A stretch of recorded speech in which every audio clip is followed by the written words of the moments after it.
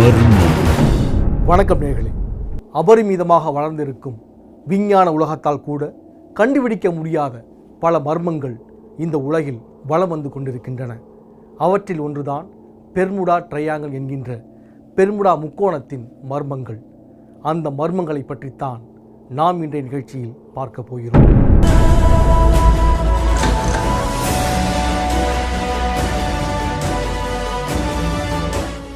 கடலில் உருவாகும் பிரம்மாண்ட நீர்க்குமிழி. விமானங்களும் கப்பல்களும் காணாமல் போகும் மாயம். பீதி கிளப்பும் பிசாசு கடல். பெர்முடா முக்கோணத்தின் மர்மங்கள்.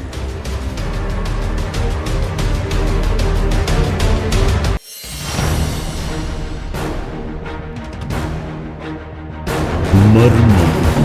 பல்வேறு மர்மங்களை கொண்டிருக்கும் பெர்முடா முக்கோணம் என்கின்ற பெயரை அமெரிக்க வாரியம் ஒப்புக்கொள்ளவில்லை. அமெரிக்க கடற்படை அதிகாரிகளும் பெர்முடா முக்கோணம் என்று ஒன்றே கிடையாது என்று கூட சொல்கிறார்கள்.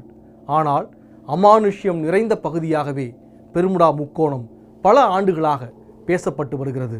இந்த பெர்முடா முக்கோணத்தை சாத்தானின் முக்கோணம், பேய் முக்கோணம் என்றெல்லாம் பல்வேறு விதங்களாக வர்ணிக்கிறார்கள். அந்த முக்கோணத்தில் அப்படி என்னதான் இருக்கிறது என்பதை இப்பொழுது பார்க்கலாம்.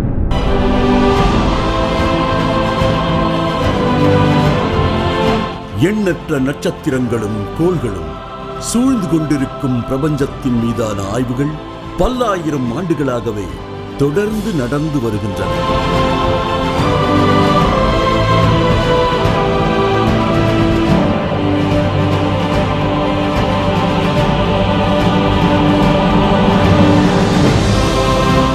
இவற்றில் பூமி உள்ளிட்ட கோள்கள் பிக் பேங் என்கின்ற பெரும் வெடிப்பின் காரணமாக உண்டானதாக அறிவியல் சொல்கிறது.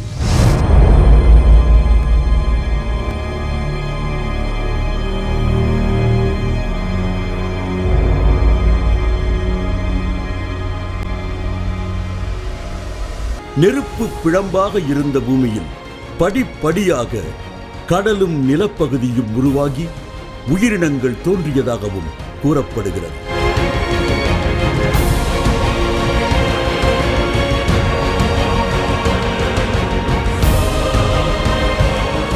பிக் பேங்ல யூனிவர்ஸ் ஸ்டார்ட் ஆயிருக்கு. அது அந்த moment in space in time நம்ம ஒரு இமேஜின் பண்ணக்கூட முடியாதுன்னு நினைக்கிறேன்.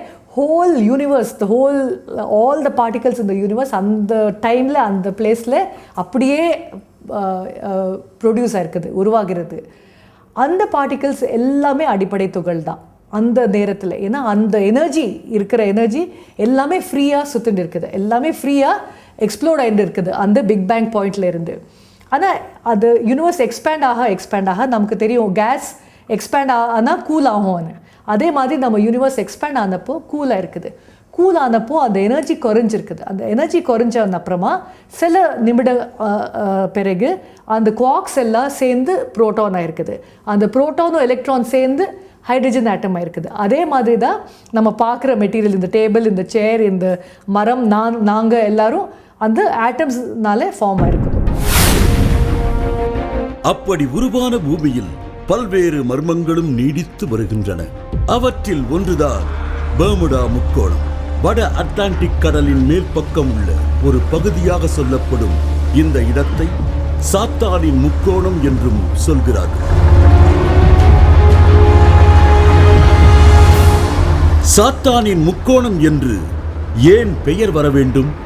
ஆம், இந்த மர்ம பகுதியில் பல கப்பல்களும் விமானங்களும் மாயமாக மறைந்திருக்கின்றன.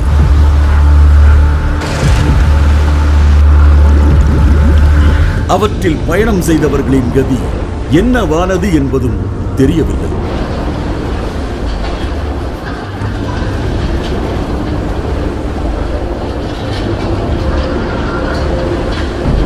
புளோரிடா நீர் இணைப்பு, பஹாமாஸ் மற்றும் மொத்த கரீபியன் தீவுகள் பகுதி அட்லாண்டிக் கடலின் கிழக்கிலிருந்து ஆசோர்ஸ் வரையிலான பகுதிகள் என்று இந்த மர்ம முக்கோண பகுதிகளின் எல்லைகள் வரையறுக்கப்படுகின்றன. இந்த பகுதி உலகின் மிக அதிகமான கப்பல் போக்குவரத்து நடக்கும் பகுதியாக இருக்கிறது.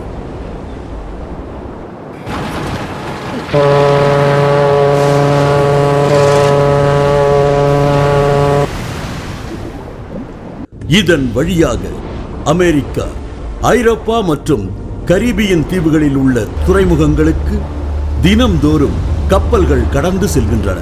பொழுதுபோக்கு வானூர்திகள் புளோரிடாவுக்கும் தீவுகளுக்கும் இடையே எப்போதும் பறந்தபடியே இருக்கின்றன.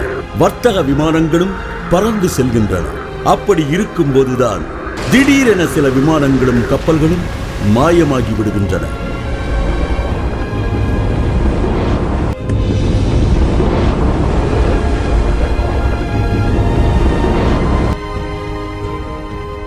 எவ்வளவோ ஆய்வு செய்தும் பெர்முடா முக்கோணம் பற்றிய தெளிவான ஒரு முடிவிற்கு வர முடியவில்லை. பெர்முடா ட்ரையாங்கிள் முக்கியமான விஷயம் என்ன குறிப்பிடுறாங்கன்னா, அங்கே போகும்போது என்னோடய நேரத்தையே நான் தொலைத்திட்டேன்னு ஒருத்தர் குறிப்பாக எழுதி வச்சிருக்காரு. அதாவது 28 நிமிடங்களை நான் இழந்தேன்னு. இது எப்படி உங்களுக்கு சுருக்கமாக சொல்லலாம் அப்படின்னா, இப்போ நான் ஒரு இடத்துல நான் பிரயாணம் பண்ணுறேன். இப்போ என்னோடய செல்ஃபோனில் என்னோடய டைம் 1 மணி அப்படின்னா, நான் அரை மணி நேரம் கிராஸ் பண்ணி அது வந்ததுக்கப்புறம் 1:30 மணின்னு காட்டாமல் திருப்பி 1 மணினே காட்டுது அந்த செல். ஆனால் மிச்ச இன்ஸ்ட்ருமெண்ட்ஸு மிச்சம் எல்லாமே ஒர்க் பண்ணிகிட்ருக்கு. இந்த மாதிரியான ஒரு புது விஷயத்தை ஒருத்தர் பதிவு செஞ்சுருக்காரு. இது புரியாத புதிர். இதை நம்ம சயின்டிஃபிக்காக நம்ம எதை எக்ஸ்பிளைன் பண்ணலாம்னா, டைம் டனல் ட்ராவல்ங்கிற கான்செப்ட் தான். அதுதான் இது ஐன்ஸ்டீன் சொல்லியிருக்காரு. நம்ம ஒரு பர்டிகுலர் டனல் வழியால் ஒரு டைம் ஜோன் ஒன்று இருக்குது இந்த ஸ்பேஸில்.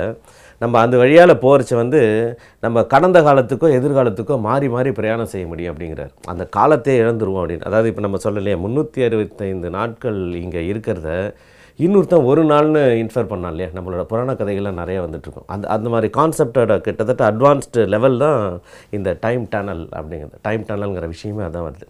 ஸோ அந்த டைம் டனல்னு சொல்லும்போது நம்ம இப்போ அதுக்கு முன்னாடி இப்போ உண்மையிலேயே இங்கே பொருட்கள் காணாம போகுதா அப்படிங்கிற ஒரு கேள்விக்கு வரும்.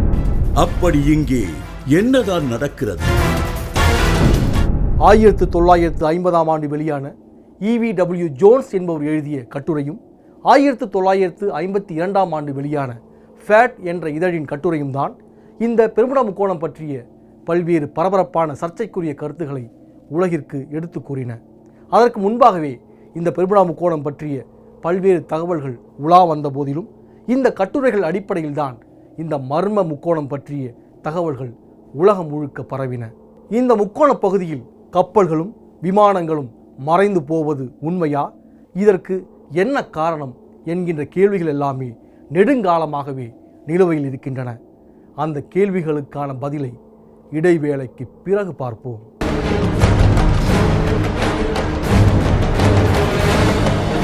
மர்மம்.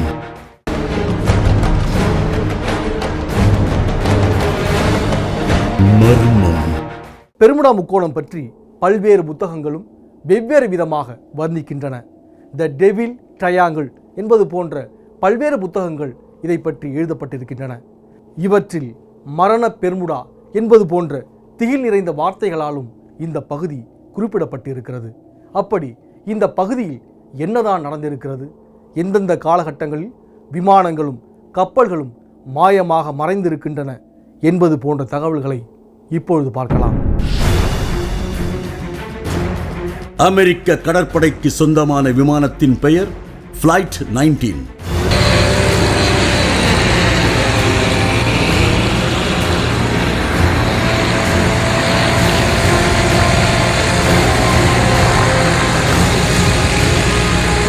இது குண்டு வீசும் விமானங்களுக்கு பயிற்சி அளிக்கும் விமானம்.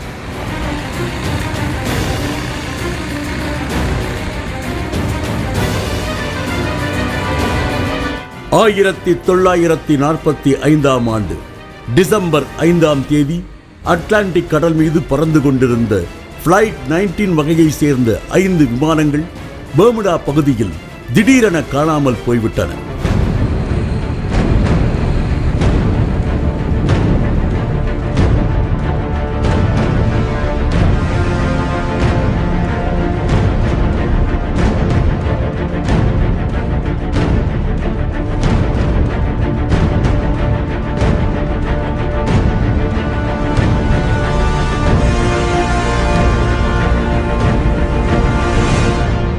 அதன் பிறகு அந்த விமானங்கள் வெளிவரவே இல்லை.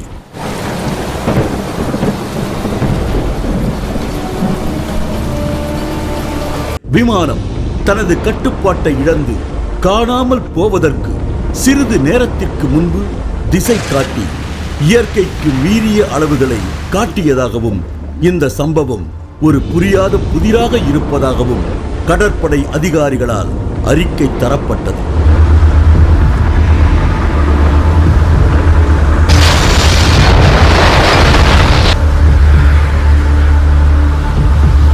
இதேபோல் பெர்முடா கடல் பகுதியில் ஒரு கப்பல் காணாமல் போய்விட்டது. அந்த கப்பலை மீட்க 13 பேரோடு சென்ற மீட்பு விமானமும் மாயமாக மறைந்து விட்டது.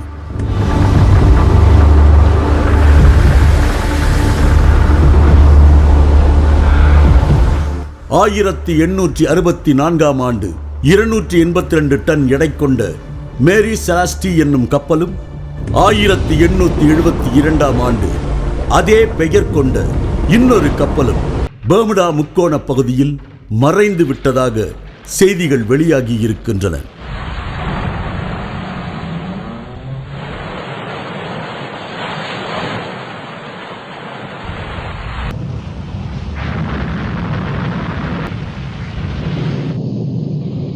ஆயிரத்தி 1918 ஆண்டு பார்போஸ் தீவிலிருந்து கிளம்பிய USS சைக்ளாப்ஸ் என்ற பயணி கப்பல் தனது 309 ஊழியர்களுடன் மாயமாக மறைந்துவிட்டது. இதேபோல் 1812 ஆண்டு டிசம்பர் 30 பேட்ரியாட் என்கின்ற கப்பலும் பெர்முடா பகுதியில் காணாமல் போயிருக்கிறது.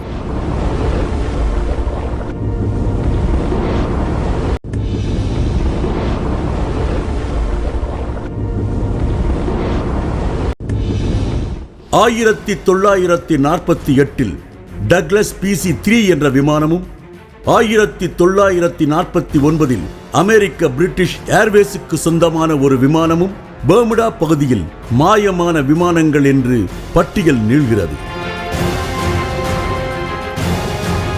1921 ஆண்டு ராய் புகுமரு என்கின்ற ஜப்பானிய கப்பல் இங்கே மூழ்கிய போது ஆச்சரியமான ஒரு தகவல் கிடைத்தது.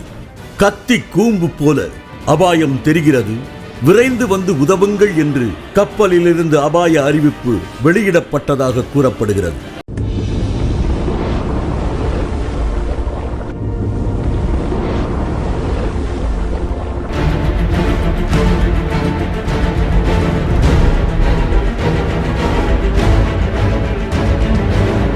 ஆனால் அந்த கத்தி கூம்பு பற்றி இதுவரை எதுவும் தெரியவில்லை. இந்த மர்ம நிகழ்வுகளுக்கு மேலும் திகிலூட்டும் வகையில் 1948 ஆண்டு நமது கொல்லைப்புறத்தில் கடல் மர்மம் என்ற கட்டுரை வெளியானது. சாத்தானின் முக்கோணம், கண்ணுக்கு தெரியாத வெளிகள் போன்ற கட்டுரைகளும் வெளியாயின. அவற்றில் வேற்று கிரகவாசிகள் விமானங்களையும் கப்பல்களையும் பிடித்துச் சென்றிருக்கலாம் என்றும் மனிதர்கள் என்ன ஆனார்கள் என்பது கடவுளுக்குத்தான் தெரியும் என்று எழுதின.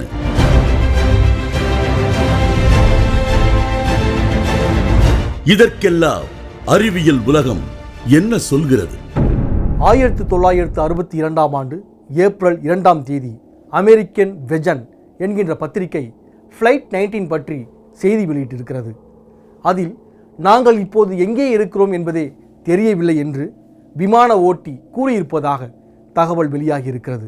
இதுபோன்ற கருத்துக்கள் ஃப்ளைட் 19 உள்ளிட்ட பல விமானங்கள் பற்றியும் பல கப்பல்கள் பற்றியும் உலா வந்து கொண்டே இருக்கின்றன.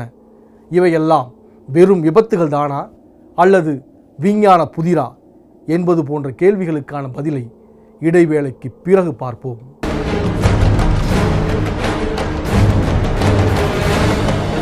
மர்மம்.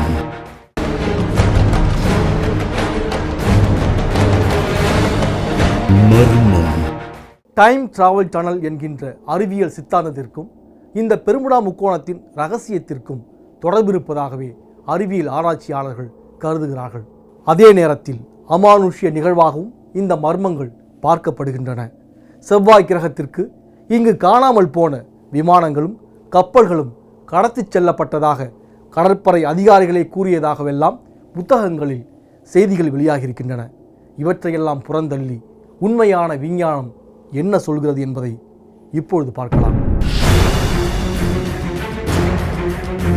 பெர்முடா முக்கோணம் ஒரு மர்மமான பகுதி என்பதை அறிவியல் ஆய்வாளர்கள் ஒப்புக்கொள்வதில்லை. அதே நேரம் இந்த மாயமான நிகழ்வுகளுக்கு காரணம் என்ன என்பதையும் அவர்கள் தெளிவாக குறிப்பிடுவதில்லை. அசாதாரணமான காந்த அலைகள் இப்பகுதியில் இருக்கலாம் என்றும் இதனால் திசை காட்டிகளில் பல்வேறு மாறுபாடுகள் ஏற்பட்டிருக்கலாம் என்றும் கூறுகிறார்கள். அரிசோனா பல்கலைக்கழக ஆய்வு நூலகர் குசோ தி பெர்முடா ட்ரையாங்கிள் மிஸ்டரி சால்வ்டு என்ற நூலை எழுதினார். கடலுக்கு அடியில் ஓடும் மிக பெரிய வளைகுடா நீரோடைகள் காரணமாக இருக்கலாம் என்று அந்த நூலில் குறிப்பிடப்பட்டிருக்கிறது. இதேபோல் கடல் கொள்ளையர்களின் கைவரிசையும் இதுபோன்ற கதைகளுக்கு காரணமாக இருக்கலாம் என்றும் கூறப்பட்டிருக்கிறது.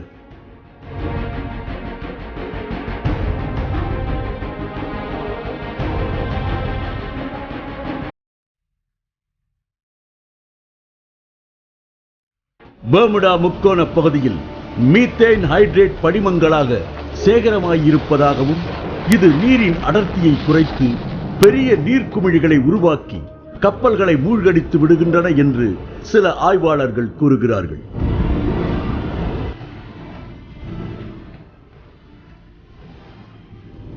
ஆனால் இதற்கும் விமானங்கள் காணாமல் போவதற்கும் என்ன தொடர்பு என்பதற்கு உறுதியான விளக்கம் இல்லை. அதே நேரம் பெர்முடா முக்கோண பகுதியில் மீத்தேன் ஹைட்ரேட் மிக குறைவு என்கின்ற வாதங்களும் முன்வைக்கப்படுகின்றன. கிபி 1492 கொலம்பஸ் இந்த மர்ம பகுதியில் பயணித்ததாகவும் அவர் இதை பற்றி திகிலோடு குறிப்பிட்டிருப்பதாகவும் கூட கூறுகிறார்கள்.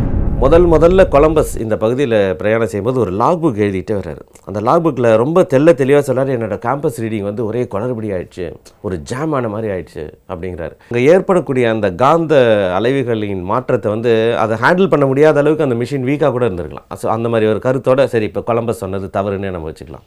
இன்னொன்று என்ன சொல்ல, நான் ஒரு பெரிய ஜோதியை நான் பார்த்தேன் அப்படிங்கிறார். நம்ம சபரிமலையில் பார்க்குற மாதிரி சொல்லியிருக்காருன்னு நினைக்கிறேன். அதை என்ன செய்யலான்னா, இந்த கடல் பகுதியை ஒட்டி இருக்கிற மக்கள் அந்த தீவுகளில் ஏற்றிக்கிட்டு இருக்க விளக்குகளும் இல்லைன்னா அந்த கைப்பந்தங்கள் வெளிச்சங்களாக கூட இருந்திருக்கலாம். அதனால் கொலம்பஸ் வந்து அதை என்னென்னு புரியாத புதிர் அப்புறம் தெரியவே இல்லை அப்படின்னு சொல்கிறாரு. அதனால் அதை கூட ரிஜெக்ட் பண்ணிடலாம் அப்படிங்கிறாங்க. ஆனால் நம்ம இன்னொரு ஆங்கிள் அதை யோசிக்கணும்.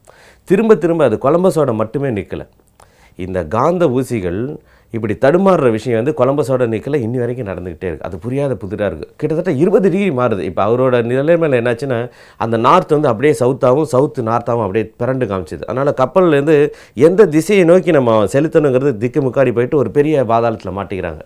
இதுதான் ஆரம்ப காலகட்டத்தில் நடந்தது. பட் இப்போ என்னென்னா அந்த 20 டிகிரி மாற்றம் நடந்துக்கிட்டு தான் இருக்குது. அந்த 20 டிகிரி மாற்றங்கிறது ஒரு பெரிய சாலையில் போகிறச்ச ஒரு சின்ன ஒரு திருப்பம் அந்த ஸ்டீரிங் வீல் திரும்பினா கூட எவ்வளோ பெரிய விபத்தில் முடியுதோ அந்த மாதிரியான ஒரு விபத்துக்கான வாய்ப்போடு தான் அந்த இருந்துட்டு. அந்த மாதிரி நம்ம சயின்டிஃபிக்காக நம்ம அதை யோசிக்கணும். அது ஏன் நடக்குது அப்படின்னா, ஒரு பெரிய மேக்னெட்டிக் ஃப்ளக்ஸ் இந்த பூமி மொத்தமே வடக்கு துருவம் தெற்கு துருவங்கிறது 2 காந்தங்களுக்குள்ளே இருக்குது. அந்த 2 காந்தங்களுக்குள்ளே இன்னொரு புது காந்தத்தை இந்த பகுதியில் வந்து எக்ஸ்ட்ராடினரியான ஒரு அதிகப்படியான ஒரு காந்த அலைகள் மேக்னெட்டிக் ஃப்ளக்ஸ்ன்னு சொல்லுவாங்க. அதோட சுழற்சி வந்து அங்கே ஒரு நிர்வகிக்க முடியாத அளவுக்கு ஒரு அபரிமிதமாகுது அந்த பர்டிகுலர் இடத்துல அப்படின்னு சொல்லிட்டு ஒரு கருத்து இருக்குது. அதுக்கான பாசிபிலிட்டிஸ் இருக்கிறதுக்கு, ஏன்னா கேம்பஸ் மாறுறதுங்கிறனால கேம்பஸ் மாதிரி அந்த தடுமாற்றம் பக்கத்தில் இருக்கிற அந்த கல்ஃப் கடல் பகுதி இருக்கு இல்லையா, அது என்னதுன்னா அதோட சுழற்சி வேகத்தில் வந்து எந்தவித கழிவுகளையுமே அந்த தங்க விடாமல் எல்லாத்தையும் கிளியர் பண்ணிடுது. இதுதான் நடந்துட்டுருக்கு. பட் அந்த பர்டிகுலர் இடத்துல ஏன் இந்த காந்த மின்விளைவு இவ்வளோ ஏற்படணும்? அந்த ஃபாக், எலக்ட்ரானிக் ஃபாக் அப்படின்னு சொல்லுவாங்க, எலக்ட்ரோ மேக்னெட்டிக் ஃப்ளக்ஸ் அப்படின்னு சொல்லுவாங்க இல்லையா, அந்த பெரும் மண்டலம், அந்த மண்டலம் ஏன் ஏற்படுத்திட்டு ஏன் வந்திருக்கு அந்த இடத்துலங்கிறது நம்ம இன்னொன்று அந்த விஞ்ஞானத்துக்கு பிடிபடாத புதிராக இருக்குது. எனவே பல நூற்றாண்டுகளாகவே இந்த மர்ம பகுதி பற்றிய தகவல்கள் உலா வந்து கொண்டிருக்கின்றன.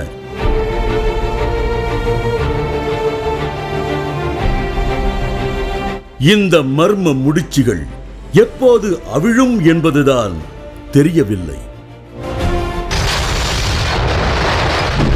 15ஆம் நூற்றாண்டின் இறுதி பகுதியில் உலகை தேடி புறப்பட்ட கொலம்பஸின் பயண குறிப்புகளிலேயே இந்த பெர்முடா ட்ரையாங்கிள் பதிவு செய்யப்பட்டிருக்கிறது. கடந்த 2 நூற்றாண்டுகளாக பரபரப்பான ஒரு நிகழ்வாகவும் இந்த பெர்முடா ட்ரையாங்கிள் விபத்துகள் பேசப்பட்டு கொண்டிருக்கின்றன. இந்த பெர்முடா முக்கோண மர்மங்கள் வெறும் அமானுஷ்யம் என்கின்ற அளவில் மட்டும் நிற்காமல் புது புது கண்டுபிடிப்புகளுக்கும் வழிவகுக்கும் என்று கூட சொல்லப்படுகிறது. மீண்டும் மற்றும் ஒரு நிகழ்வில் சந்திப்போம். நன்றி, வணக்கம்.